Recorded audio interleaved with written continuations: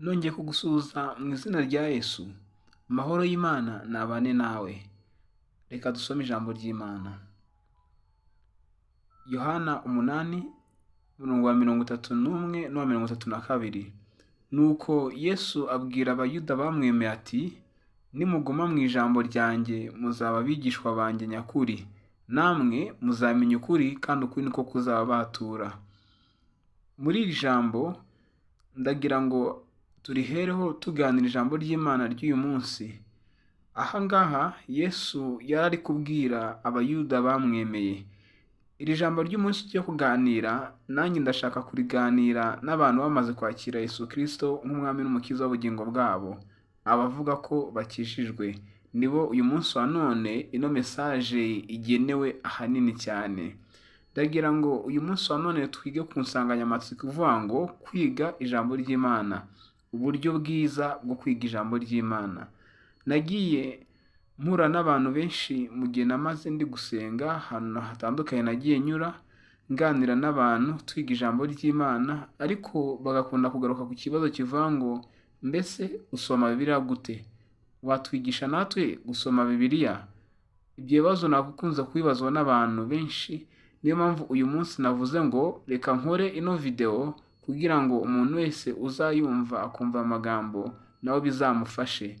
Uko nagiye mbigenza niga ijambo ry'Imana, ndetse nuko n'uyu munsi wa none nkibigenza kugira ngo mbashe kwiga ijambo ry'Imana. Uyu munsi wa none ndizera ko bibuze kugufasha kandi Imana ize kubiguheramo umugisha mu izina rya Yesu. Ijambo ry'Imana ravuze ngo namwe muzamenya ukuri kandi ukuri niko kuzababatura. Uyu munsi wa none ibyo unyuramo, ibikomeye, ibikugora, hari ibintu byinshi bikubase.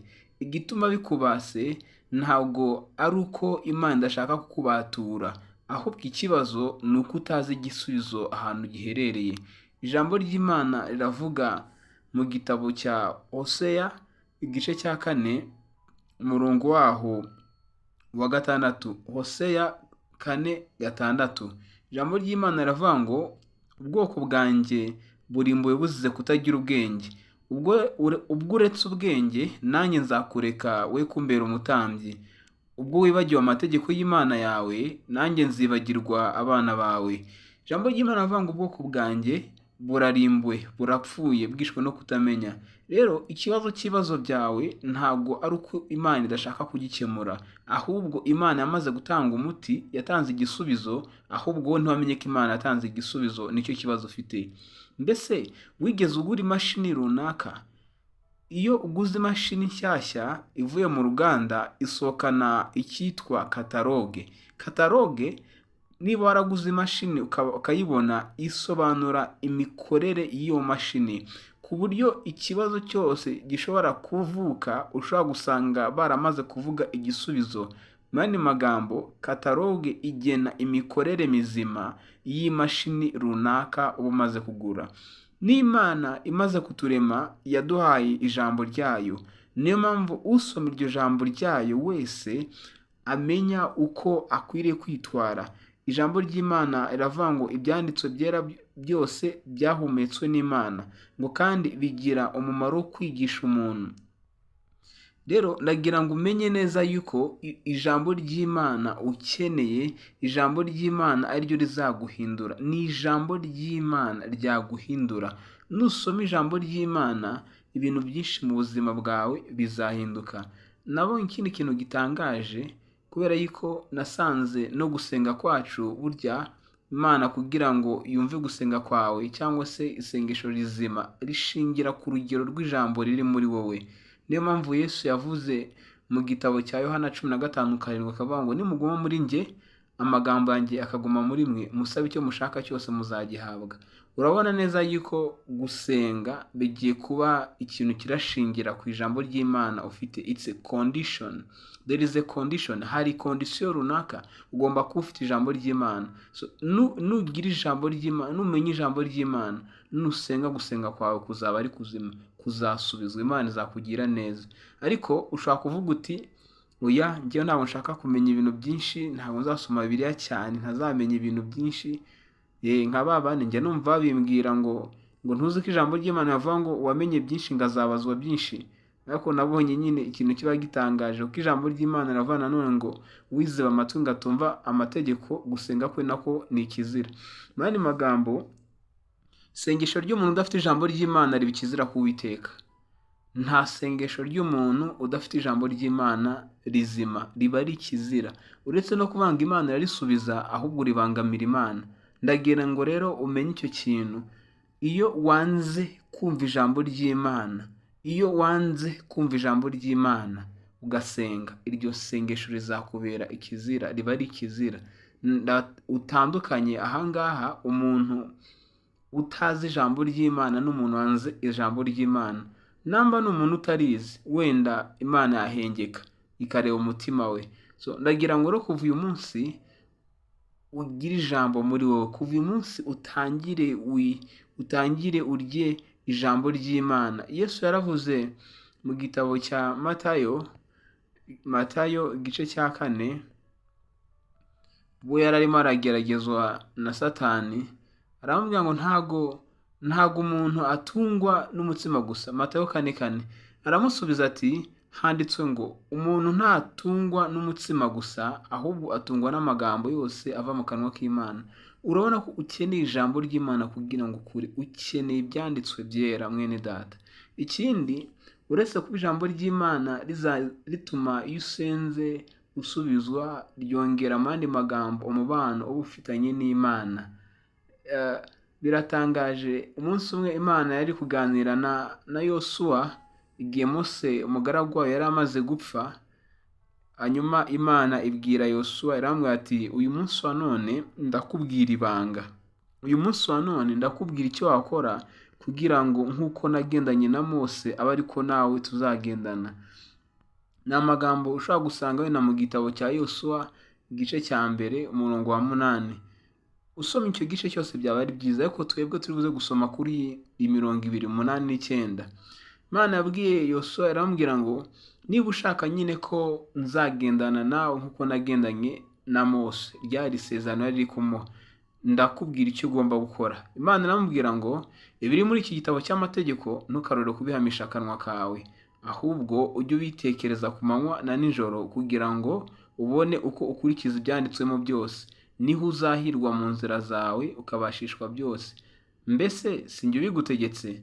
Nuko komera ushikame, ntutinye kandi ntukuke umutima, kuko Uwiteka Imana yawe iri kumwe nawe aho uzajya hose. Ahangaha Imana yari guhereza Yosuwa isezerano, iramubwira ngo nk'uko nabanye na Mose niko nawe nzabana nawe, ariko hari kondisiyo. Ugomba gusoma ijambo ry'Imana, ugomba guhamya, ugomba kuvuga, ugomba gutekereza ku ijambo ry'Imana, ugomba kuritekerezaho ku manywa ukaritekerezaho nijoro. Ibyo nubikora, Imana aramubwira ngo uzabashishwa byose, ibyo uzaba ukeneye byose uzabishobozwa. Iri sezerano Imana yari guhereza Yosuwa rirasa n'isezerano Yesu aduhereza. Ahangaha Imana ikubwiye Yosuwa ngo nugira ijambo muri wowe uzabashishwa byose. Kandi Yesu nawe yatubwiye muri Yohana 15:7 ngo amagambo yanjye naba muri mwebwe, musabye icyo mushaka cyose muzakibona. Urabona neza ko ukeneye ijambo ry'Imana kugira ngo ubashe kugera ku byo Imana yakugeneye. Ukeneye ijambo ry'Imana. Rero ndagira ngo tudatinze tuganire ku buryo umuntu ashobora gukoresha yiga ijambo ry'Imana. Rero ushaka ufite amatsiko ukaba ati njyewe Bibiliya ni igitabo kinini, kandi koko ndabyumva, urabona ni igitabo gifite, si n'igitabo ahubwo twavuga ko Bibiliya ari ikusanyirizo ry'ibitabo, kuko muri Bibiliya dufitemo ibitabo 66, ndavuga Bibiliya yera, ibitabo 66, 39 mu isezerano rya kera na 27 mu isezerano rishya. Ibyo bitabo rero iyo umuntu agitangira ababona ari umutwaro ukomeye, akabatse ibi biranza yisoma nzayirangiza bizagenda bite, ni ubuhe buryo nakoresha ngo mbashe kwiga ndetse no gusoma ijambo ry'Imana. Muri no video rero ndagira ngo ngufashe umenye aho wahera, umenye ko wabyitwaramo. Ndakubwira uburyo butatu bw'ingenzi nagiye nkoresha ngiye mu buzima bwanjye bukamfasha nkiga ijambo ry'Imana kandi nkabona Imana ibana nanjye ikagendana nanjye. Uburyo bwa mbere ndibuze kubwira rero nakoreshaga ni uburyo bwo kwiga Bibiliya ugendeye ku bitabo, ariyo twita Bible study based on book cyangwa se book based Bible study. Ubu buryo rero wigamo ijambo ry'Imana ugendeye ku bitabo, ahangaha uravuga utwenda kuva uyu munsi ngiye gutangira nige Bibiliya mpereye kuri Matayo. Reka dufate wenda nk'isezerano rishya, here kuri Matayo kabati kuva uyu munsi ndatangira nsome Matayo, nindangiza Matayo nzajya kuri Mariko, nzajya kuri Luka, nzajya kuri Yohana, nzajya ku byakozwe n'intumwa, ugakomeza kugeza igihe uzagenda ukagerera ku gitabo cy'ibyahishuwe biri kugaragara ahangaha. So ahangaha usoma igitabo ukakirangiza ukabona kujya ku kindi gitabo. Uburyo bwa kabiri nanone bushaka kugufasha ni ukwiga Bibiliya ugendeye ku bice cyangwa se chapter based Bible study. Chapter based Bible study ni ukuvuga ngo ahangaho uravuga uti byibura ku munsi ngomba gusoma chapitre imwe, byibura ku munsi ngomba gusoma chapitre imwe. Hari abafata chapitre imwe, hari abafata chapitre ebyiri bitewe wenda n'umwanya umuntu aba afite. So ku munsi, buri munsi, ntabwo umunsi uba ugomba kurangira utasomye ya chapitre. Ukaba wenda niba wenda urugero twongeye tuvuge ugiye gusoma Matayo, urabona ko Matayo ifite chapitre 28, bivuze ngo mu kwezi kumwe igitabo cya Matayo waba ukirangije usoma chapitre imwe buri munsi. Mu kwezi kumwe igitabo cya Matayo waba ukirangije ugasoma chapitre imwe, wayirangiza ugasenga, bugacya ugasoma indi, gutyo. So tuvuye ahangaha turajya ku bundi buryo nanone, ari bwo buryo bwa gatatu. Ahangaha turavuga ko ari uburyo twita topic based Bible study.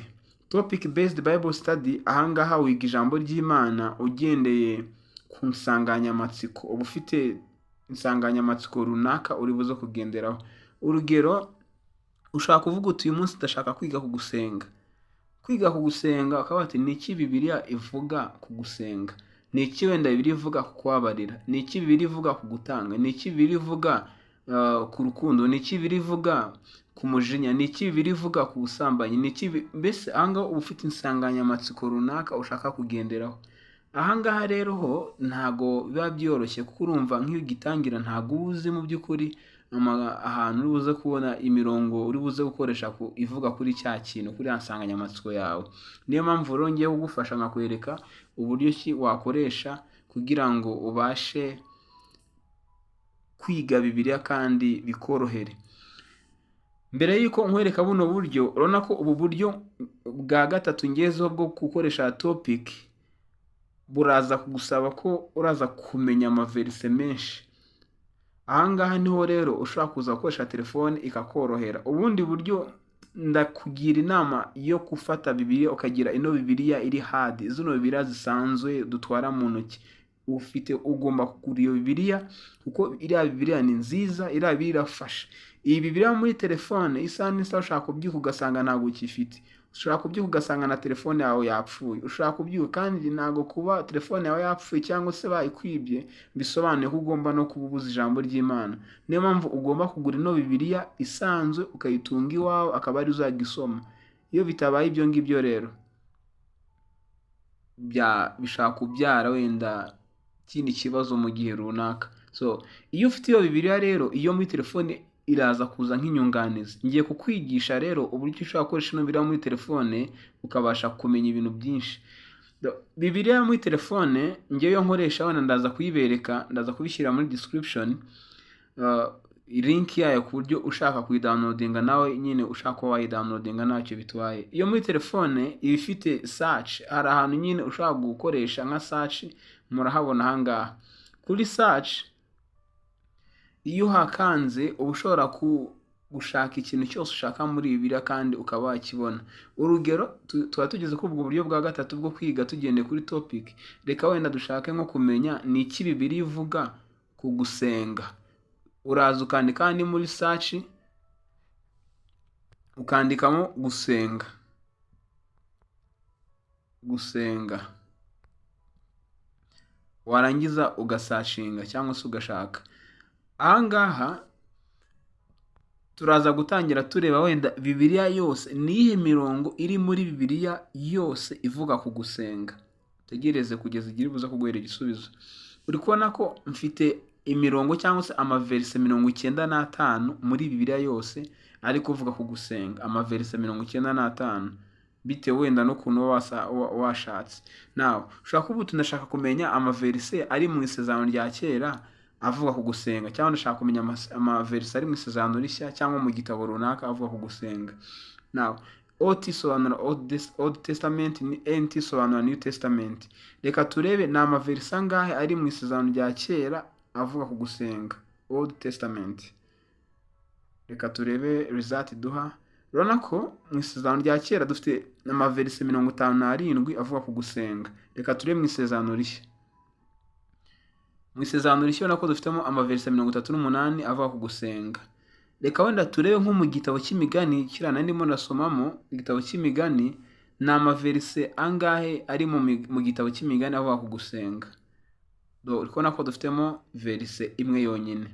Iyo ukoresheje uburyo rero ushobora kuba wakwiga ibintu byinshi, ukaba bati uyu munsi ndaza kwiga ku gusenga, ukareba amaverse yose yo muri Bibiliya ari kuvuga ku gusenga, ari kuvuga ku gusenga. Cyangwa se nushaka kwiga nko ku mwuka wera, ukandikamo wenda umwuka, ukareba amaverse yose ari buze kuza muri Bibiliya avuga ku mwuka. Ushaka ikintu icyo cyose urashaka washyiramo anga, Bibiliya izaguhereza igisubizo. Ubu buryo rero bwaramfashije, bwagiye bumfasha cyane, nkabasha kuba nakwiga kuri sije runaka, nkareba kuva mu itangiro kugera mu byahishuwe niki bivuga kuri ikintu, bigufasha kugira ubumenyi buhagije. Rero nawe nubukoresha ubu buryo bizagufasha, ndabizi bizagufasha kandi bizagenda neza. Uko umuntu arushaho kugira umwete wo kwiga ijambo ry'Imana, nuko umuntu arushaho gusenga, Imana igenda ibana nawe kandi umwuka wera akagenda abana nawe, akagushoboza kugeza igihe uzakomerera, kugeza igihe uzamenyera ukuri, ukamenyera ibyanditswe byera byabasha gukiza ubugingo bwawe, nk'uko tubisoma mu gitabo cy'Abefeso igice cya 4 kuva ku murongo wa 11 kugera ku murongo wa 14. Rero ndagushishikariza cyane kurushaho kwegera Imana, ndagushishikariza cyane gukunda Imana. Yesu yaravuze ngo nimunkunda muzitondera amategeko yanjye, ijambo ry'Imana rivuga. Kandi kuko nawe niba ukunda Yesu, ikintu cya mbere ufite kwitondera ni amategeko. Ufite kwitondera ijambo ry'Imana. Nukunda Yesu uzitondera ijambo ry'Imana.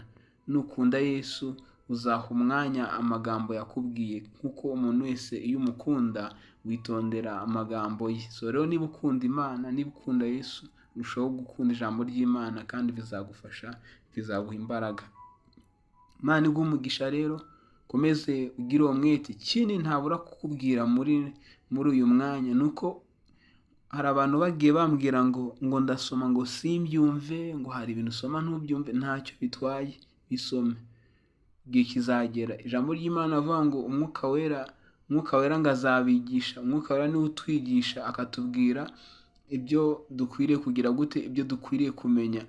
Ijambo ry'Imana niko rivuga ngo ariko umufasha ari we mwuka wera, uwo Data azatuma mu izina ryanjye, niwe uzabigisha byose, abibutse ibyo nababwiye byose. Umwuka wera azajya kwibutsa ijambo ry'Imana. Humura, wowe icyo ufite ni ugusenga, icyo ufite no gusoma.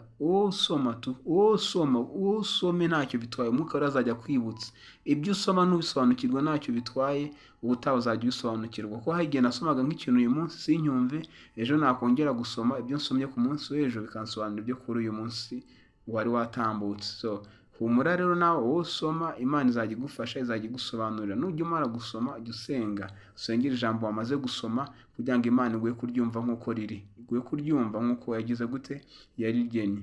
Imana iguhe umugisha rero, ubuntu bw'Imana bubane nawe kandi ukomeze gukurira